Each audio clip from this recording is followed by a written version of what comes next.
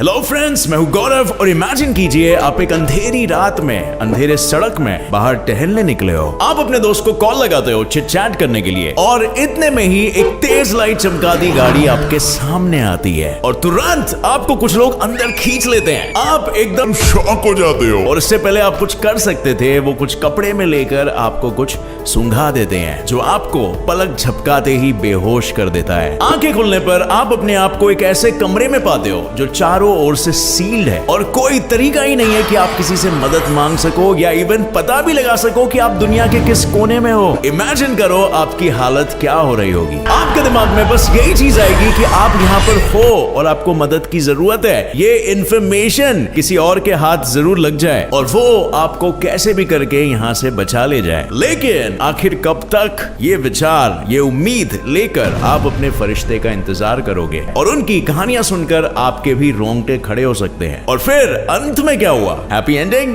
Well, इसका जवाब तो आपको वीडियो देखकर ही पता लगाना पड़ेगा क्योंकि स्टोरीज बहुत ही ज्यादा इंटरेस्टिंग है। सो इस वीडियो को अंत तक बिल्कुल देखना, खुद को उनके सिचुएशन में इमेजिन करके। And without wasting any time, let us get started with our today's video titled 8 खुफिया संदेश जो चोरी छुपे भेजे गए। नंबर 8, मॉर्स कोड के जरिए भेजा मैसेज। अब फ्रेंड्स, ये पहली कहानी है जेरेमिया एंड्रयू डेंटन जूनियर की, जो वियतनाम वॉर के दौरान अमेरिकन नेवी में एक पायलट थे। जंग के दौरान उनके प्लेन को शॉट डाउन कर दिया गया था और उन्हें और उनके क्रू मेंबर्स को अगवा कर लिया गया। पकड़े जाने के बाद डेंटन ने 8 साल कैद में गुजारे और उनका ज्यादातर समय सॉलिटरी कन्फाइनमेंट में ही सीमित रहता था। आप जानते ही हो एक प्रिजनर ऑफ वॉर की असल लाइफ कितनी कठिन होती है, मगर ये समय हकीकत में कैसे गुजरता है ये तो सिर्फ वही जानता है जिस पर ये हकीकत में गुजरती है। सन 1896 में नॉर्थ वियतनामीज अथॉरिटीज ने एक टेलीवाइज इंटरव्यू करने का सोचा ताकि वो दुनिया को बता सके कि वे अपने प्रिजनर्स ऑफ वॉर्स के साथ कितना अच्छा सलूक रखते हैं। और इस इंटरव्यू के लिए डेंटन को खास चुना गया। इस इंटरव्यू में एक बहुत ही खास चीज नोटिस की गई कि डेंटन कई बार अपने आंखों की पलकों को झपका रहे थे। उनसे पूछने पर उन्होंने कहा कि इतनी सारी लाइट्स को देखकर उनकी आंखों को तकलीफ हो रही थी, मगर सच्चाई तो ये थी कि डेंटन अपनी आंखों को मोर्स कोड की लैंग्वेज में झपका रहे थे। और फिर अमेरिकन मिलिट्री ने जब इस शब्द को डिकोड किया तो पता चला कि वो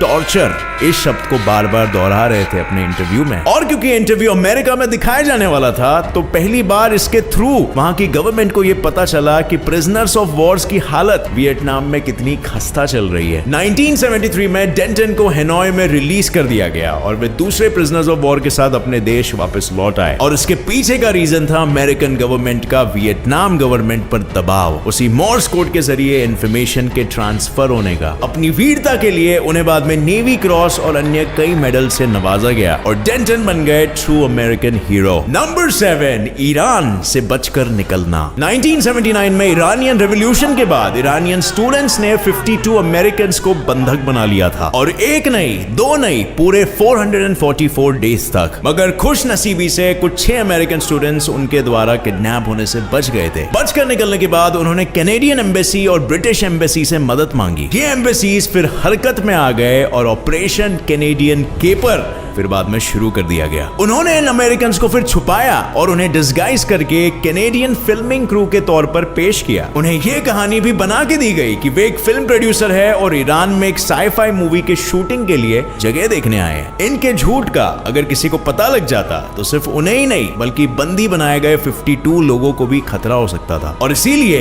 इस दौरान अमेरिकन और कैनेडियन एम्बेसी को बहुत ही खुफिया तरीके से कम्युनिकेट करना पड़ रहा था। मैरी ओफ्लहर्टी उस वक्त एक बहुत ही डिप्लोमैटिक क्रिप्टोग्राफर थी और उसके कंधों पर ये जिम्मेदारी पड़ी थी हर मैसेज को एनक्रिप्ट और डिक्रिप्ट करने की। ये सारे मैसेजेस एक टेलेक्स के जरिए सेंड और रिसीव किए जा रहे थे। उन्होंने सिर्फ मैसेजेस भेजने में नहीं बल्कि अपनी वेशभूषा बदलने में भी काफी मेहनत की ताकि वो दिखने में और कैनेडियन लगे। और फिर 1980 में मैरी के ये इंपॉर्टेंट कंट्रीब्यूशन की वजह से ये अमेरिकन ईरान छोड़कर भागने में सक्सेसफुल हुए। इस इंसिडेंट के पीछे एक हॉलीवुड मूवी भी बनी है जिसका नाम है आर्गो। नंबर नंबर 6, एक पिज्जा ने बचाई जान। जिंदगी भी कितनी अजीब है, हमें क्या पता कब कोई चीज हमारे जान बचाने के काम आ जाए। अब इस बहुत ही इंटरेस्टिंग किस्से के बारे में सुनिए जिसमें एक पिज्जा ऐप ने एक औरत को किडनैपिंग से बचाया। ये कहानी है शेरिल ट्रेडवे और उनके 3 बच्चों की, जिन्हें उनके बॉयफ्रेंड इथन अर्ल निकर्सन ने घर पर ही अगवा कर लिया था। उस वक्त वो नशे में था और बार बार अपनी गर्लफ्रेंड और अपने बच्चों को नुकसान पहुंचाने की धमकियां दे रहा था। और शाम को शेरिल ने इथन को किसी प्रकार पिज्जा ऑर्डर करने के लिए मना लिया, ये कहकर कि बच्चे भूखे हैं। और इथन ने फिर शेरिल को फोन में मौजूद पिज्जा ऐप से पिज्जा ऑर्डर करने के लिए कहा और उन्होंने एक पेपरोनी पिज्जा ऑर्डर कर लिया।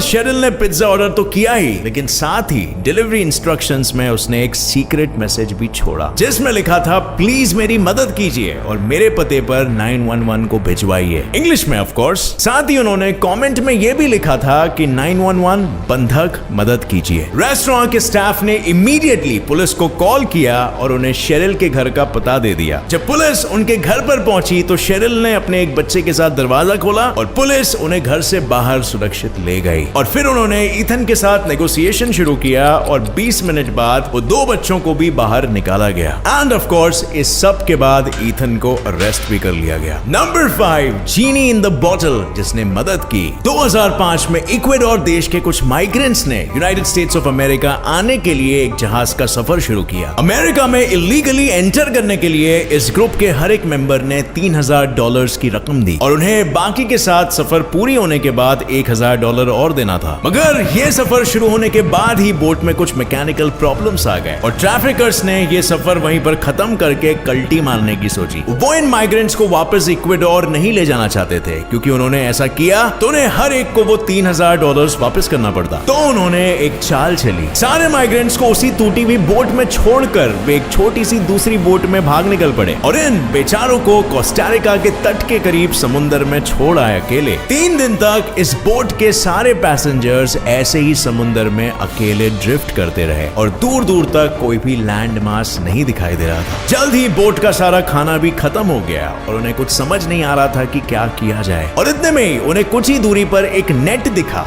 जो कि एक फिशिंग वेसल से अटैच था। और अचानक से किसी को यह आइडिया आया कि क्यों ना हम वही पुराना बॉटल में मैसेज भेजने वाला तरीका आजमाएं, कुछ नहीं तो शायद यही काम आ जाए। तो तुरंत उन्होंने एक कागज के टुकड़े पर एक मैसेज लिखा और उसे एक बॉटल में डालकर फिशिंग नेट से बांध दिया। इस मैसेज में लिखा था, हेल्प, प्लीज हमारी मदद कीजिए। और खुशकिस्मती से उस बोट ने नेट से बांधे हुए मैसेज को देख लिया और उन्होंने कोस्ट अथॉरिटी को इन्फॉर्म कर दिया। और इस तरह वही पुराने खुफिया तरीके से मैसेज सेंड करने के तरीके से ये सभी इलीगल माइग्रेंट्स दोबारा से वापस अपने घर पे आ गए। नंबर 4, गाने में मैसेज।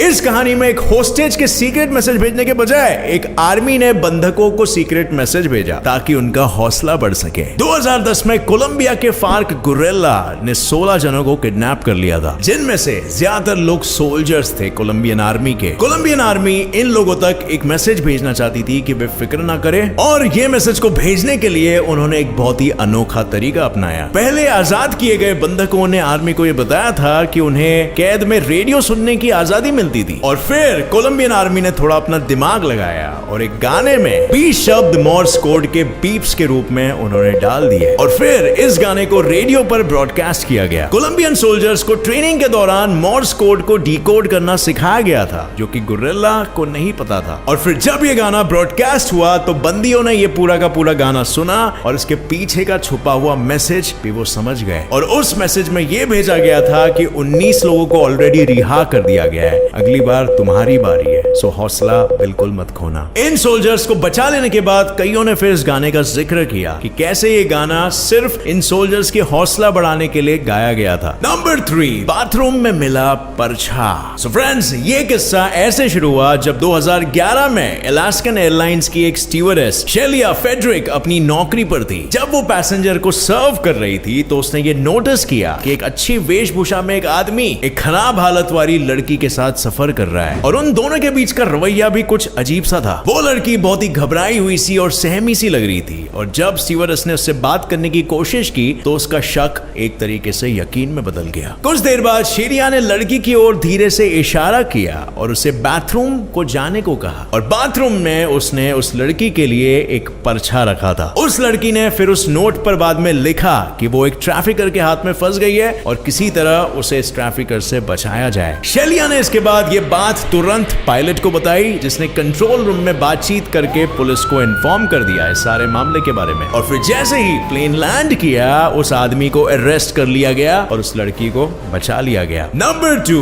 2018 में एक बेनाम लड़की को उसके बॉयफ्रेंड ने किडनैप कर लिया और उसे 2 दिनों तक अपने घर में ही कैद रखा। उस आदमी जेरेमी फ्लॉयड के पास एक गन भी थी जिससे वो उसे धमका रहा था। और जब उस लड़की को समझ नहीं आ रहा था कि वो इस खतरनाक आदमी से बचकर कैसे निकल सके, तो उसके दिमाग में एक आइडिया आया। उसने अपने बॉयफ्रेंड को यह बताया कि उन्हें तुरंत अपने कुत्ते को एक वेटरनरी हॉस्पिटल लेके जाना पड़ेगा क्योंकि उसके ईयर में इन्फेक्शन हो गया है। लेकिन सच तो कुछ ऐसा था कि उस लड़की को डर था कि उसके कुत्ते को कुछ नुकसान ना हो जाए, क्योंकि बंदूक की एक गोली उसके कान से होकर गुजरी थी। बहुत मनाने के बाद उसका बॉयफ्रेंड आखिर मान गया और वो दोनों मिलकर उस कुत्ते को वो पेट हॉस्पिटल में लेके गए। हॉस्पिटल पहुंचने के बाद उस लड़की ने जल्द से कागज के टुकड़े पर एक मैसेज लिखा और उसे छुपाकर रिसेप्शनिस्ट को दे दिया। नोट में लिखा था, पुलिस को बुलाओ, मेरा बॉयफ्रेंड मुझे धमका रहा है और प्लीज उसके पास एक गन है, किसी को भी पता ना लगने दो। रिसेप्शनिस्ट ने तुरंत ये नोट अपने कॉलीग को दिखाया और उन्होंने पुलिस को तुरंत कांटेक्ट किया। पुलिस वहां पर आई और उन्होंने तुरंत फ्लॉयड को अरेस्ट कर दिया और उसके पास से वो गन भी मिला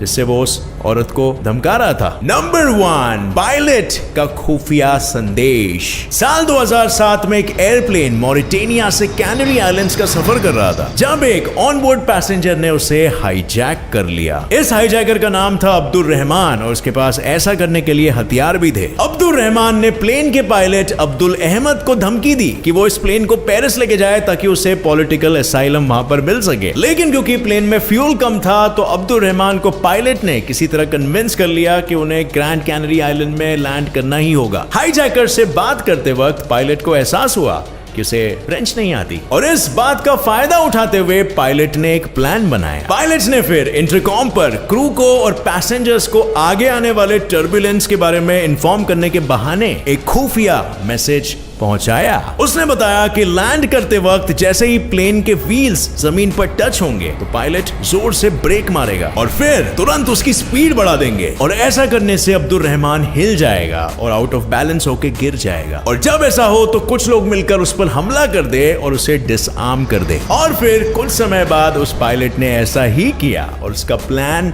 सक्सेसफुल भी हुआ। जैसे ही अब्दुल रहमान का बैलेंस आउट ऑफ कंट्रोल हुआ, क्रू उस पर कूद पड़े और खौलता हुआ पानी डाल दिए और फिर करीब 10 पैसेंजर्स भी उस पर कूद पड़े और उसे कंट्रोल में ला लिए। फ्लाइट लैंड करते ही वहां की पुलिस ने उसे अरेस्ट कर लिया and they all lived happily after that. तो फ्रेंड्स, ये था आज का दिलचस्प एपिसोड कुछ सीक्रेट मैसेजेस के बारे में और ये वीडियो ने आपको भी कुछ आइडिया जरूर दिए होंगे कि अगर आपके साथ कुछ गलत काम हो रहा है तो आप कैसे अपना मैसेज अथॉरिटीज तक पहुंचा सकते हो। अब आपको इनमें से कौन सा किस्सा सबसे ज्यादा पसंद आया, कमेंट करके नीचे जरूर शेयर करना हमारे साथ। अगर ये वीडियो आपको पसंद आया तो एक लाइक जरूर ठोकना। मेरे channel gets it live fact को सब्सक्राइब कीजिए और दबाइए नीचे दिया गया बेल आइकन ताकि आप आगे आने वाली हमारी कोई भी वीडियो की अपडेट को मिस ना कर सके। So what are you waiting for? Subscribe now and hit the bell notification on. Thanks for watching and as always, stay curious, keep learning.